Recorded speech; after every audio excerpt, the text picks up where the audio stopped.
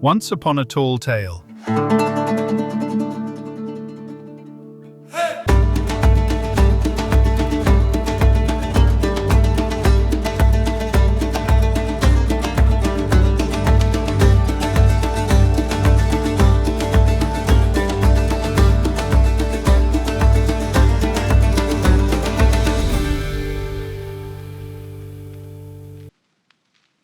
Once Upon a Tall Tale, Season 0. Episode 12. The Story of Dr. Griz. By Morgan Olson. First visits always free. Every tall tale worth telling has more than one teller, and this one has 3. They don't agree on where he came from, what he's capable of, or how worried you ought to be about him. Sparrow Bend, Iowa, never did settle it either. Every county in the state's got a story like this one. This is just the one about the bear. Make of that what you will. 1. As Dr. Griz tells it. I don't rightly know how to explain waking up smart. One fall I denned up same as any bear does, and by spring I was lying in the leaves counting my own ribs and thinking about it, in words, which is not a thing bears do. There's a stretch of that winter I can't account for, blurred over like breath on a cold window. And I've made my peace with not being owed an explanation for every strange thing that happens to a body. I got up. I was hungry. And for the first time in my life, I wondered what I ought to do about it, instead of just doing it. What I decided to do was walk into Sparrow Bend, Iowa, and become its doctor. I found a dead country doctor's saddlebag caught up in a fence line that spring. His horse must have thrown him somewhere he was never found, though I didn't think too hard on that. And I read every book in it twice before I ever set a paw in town. Doctoring suits a bear better than you'd expect. I've got claws that could open a horse from chest to sternum, and I've trained them instead to tie off a suture finer than fishing line. Folks forget that, once they've watched me do it a time or two. Nobody in 3 counties would build a talking bear in office, so I built my own, felled the logs myself, notched them myself, until Sparrow Bend woke one May morning to find a doctor's office standing at the end of Main Street that hadn't been there the week before.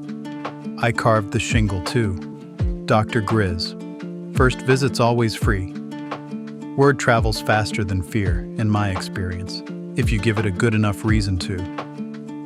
This was along about the last years of the saddle and the first years of the automobile. I remember the Kettleman boy came rattling through town in a horseless contraption that backfired like a shotgun and put half of Sparrow Bend flat on the ground in a faint. I set 2 broken wrists and a dislocated shoulder before supper, and never once mentioned that the world had been ending, in one fashion or another, in these parts for a good deal longer than anybody cared to remember.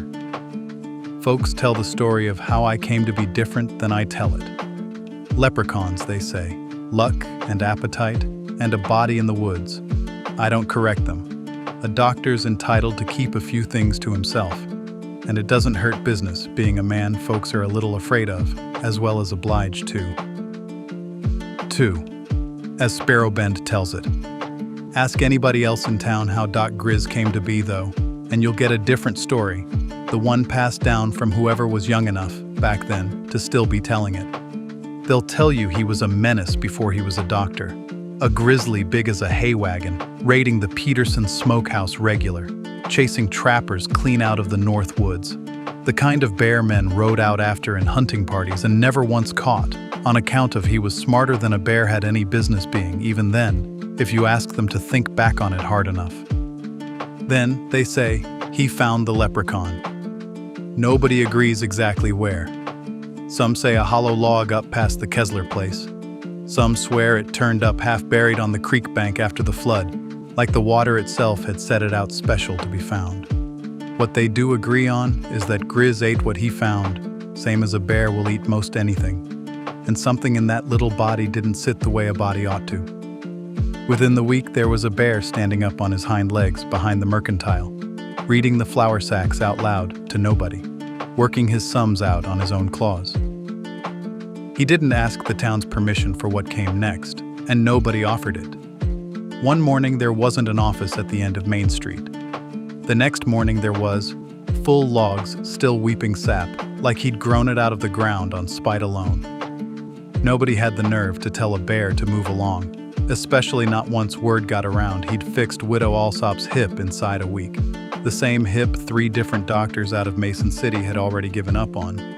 Sparrow Bend didn't take long to decide a talking bear wasn't such a strange thing to have either. Not once they thought it through. Every town in the States got somebody like that, if you ask around. Over in Roseburg, there's a woman folks call the Chicken Lady, whose flock comes home by dark every single evening, every hen accounted for.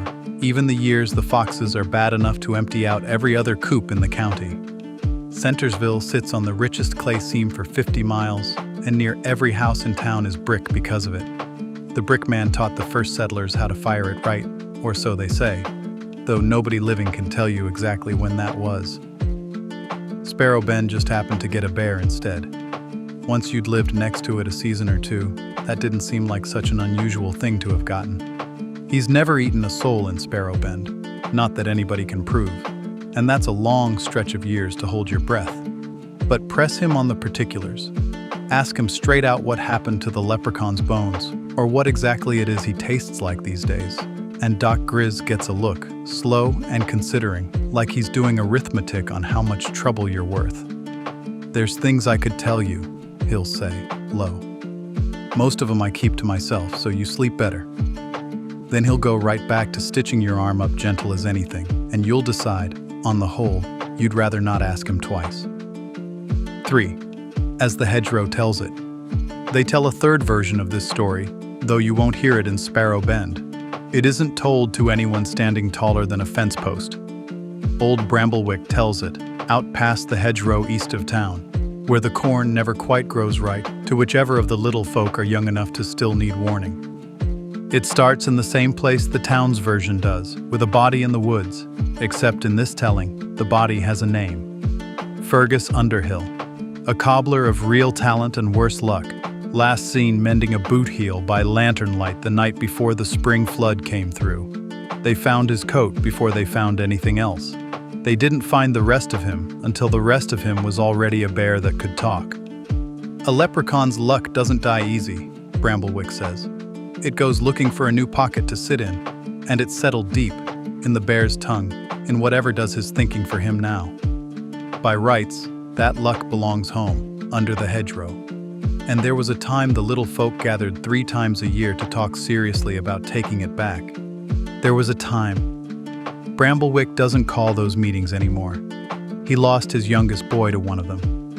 The lad went to look at the doctor's lit window, just to look, and wasn't there to be counted the next morning. Before him, it was Corin Ashpocket. Before her, Nettle Thistlewood, who went alone on a dare and a grudge. Nobody under the hedgerow will say straight out that Dr. Griz took them. Nobody can say for certain he didn't. What Bramblewick says, when the young ones ask, is that Fergus's luck doesn't want to go home anymore, and it's taken to charging a toll on anyone who gets close enough to ask it to. So, they wait.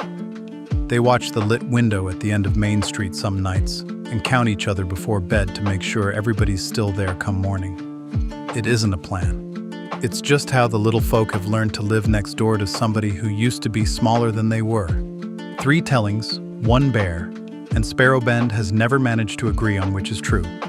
Ask Dr. Griz himself, and he'll just go on setting your bones, humming something low in his chest that might be a tune and might be a warning, and let you make up your own mind.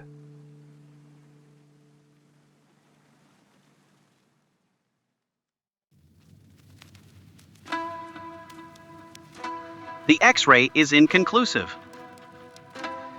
The hat is not. Either way, the people of Sparrow Bend got affordable healthcare, competent surgery, and a physician who could smell an infection from across the room. Honestly, they were doing better than most towns. This has been Once Upon a Tall Tale from Static Oracle Press.